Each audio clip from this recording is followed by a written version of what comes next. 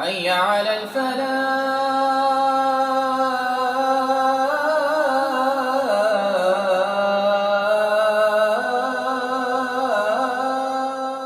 عبادتیں بڑی تھوڑی سی ہیں، 5 نمازیں ہیں، پڑھنے میں کیا دیر لگتی؟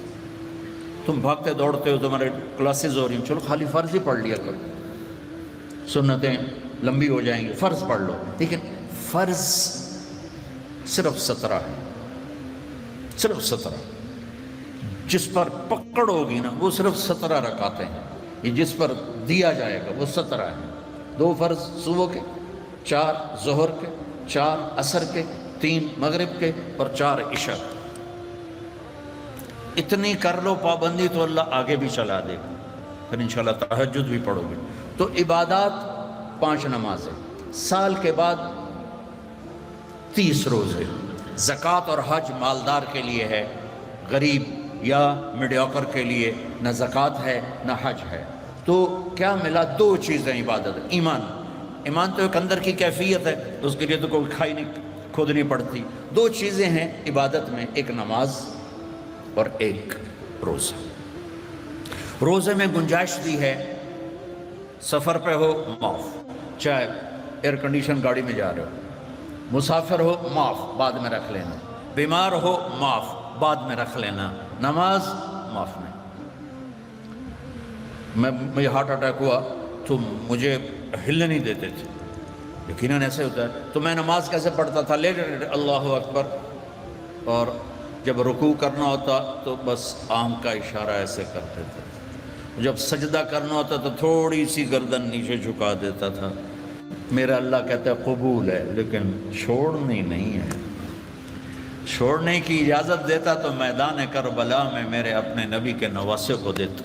اس نے سجدے میں سر کٹا کے بتایا کہ لمز تو بڑی چھوٹی جی شے ہے، یہاں زیر خنجر بھی یہ پیغام سنایا ہم کلمہ گو ہیں، ہم نے سجدہ نہیں چھوڑنا ہے.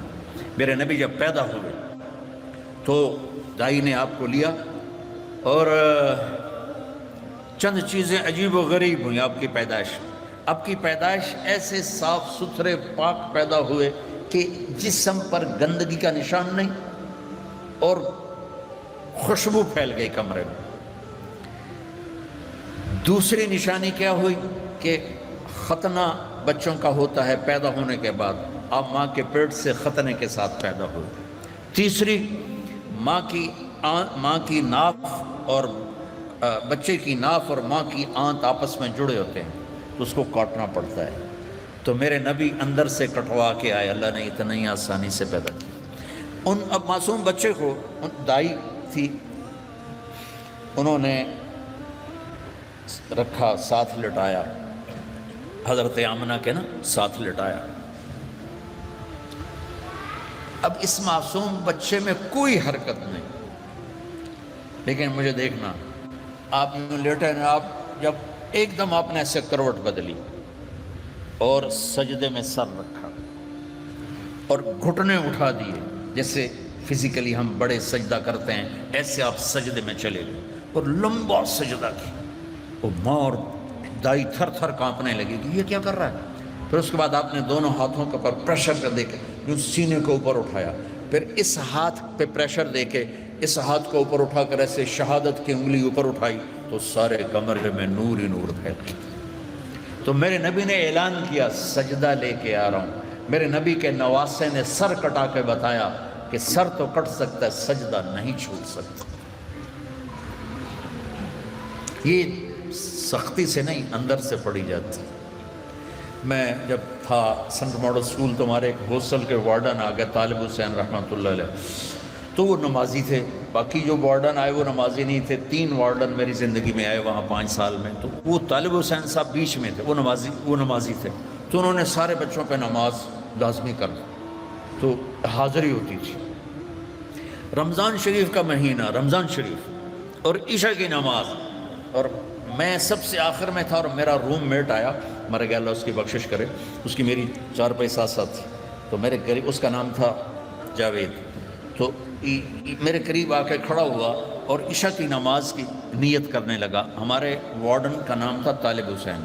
تو اس نے زور سے کہا 4 رکعت نماز فرض عشاء واسطے طالب حسین دے، اللہ اکبر۔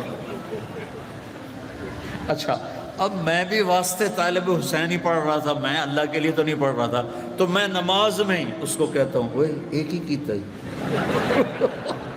وہ میں نے آدھا میں طالب حسین دی پڑھدا پیا، کیڑا اللہ دی پڑھدا پیا، اللہ۔ تو ماں باپ شدت کریں یا ٹیچر شدت کرے، اس سے نہیں ہوگا، یا گورنمنٹ کہہ دے نماز فرض سارے پڑھو، لوگ بے وضو پڑھیں گے۔ یہ اندر کی نماز ہے جیسے حسین نے پڑھ کے دکھا، ٹکڑے ٹکڑے ہو کے پڑھ کے دکھا۔ تو ہمارے اوپر تو کربلائیں اللہ نہیں لا رہا، بڑوں پہ بڑے امتحان آتے ہیں، بچوں کی نماز نہ چھوڑیں۔